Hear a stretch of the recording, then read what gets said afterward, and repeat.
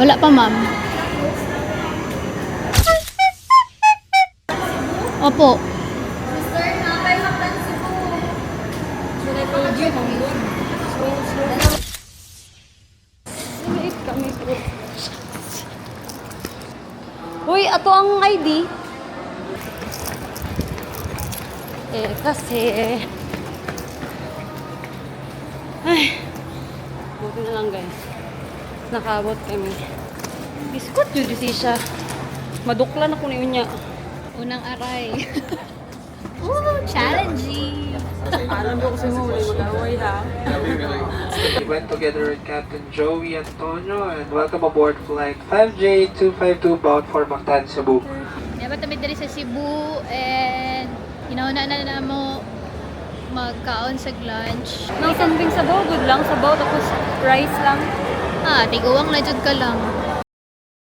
Next, tipid tips, mag-grab na meal niya. Ingon tong kuan nga. Na daw di ay bus. So, na day bus terminal. Paadto og North Bus Terminal Food. 50 pesos lang ang pamasahe.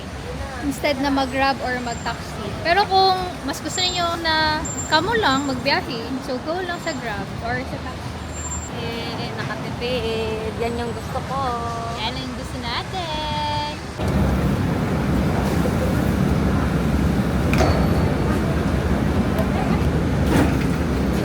Time check, it's 12:01.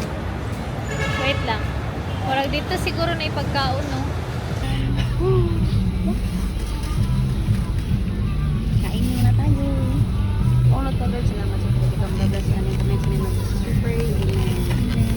Nami sa Binungkalan, stopover. 1 hour and 30 minutes na lang. Stopover para mga mani. Moment of truth. Kaya naabot may gala 5 diri. Sa makaapas pa mi sa biyahe. 5:30 last. Wow! Stress. Dari ko na stress. Sakit sa akong ulo. First time ako nagsakay yung bus. Sakit ang ulo. Ticket.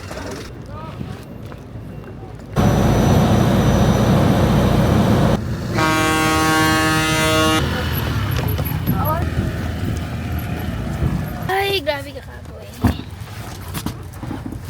Layo mo mo. Kapoy ka biyahe.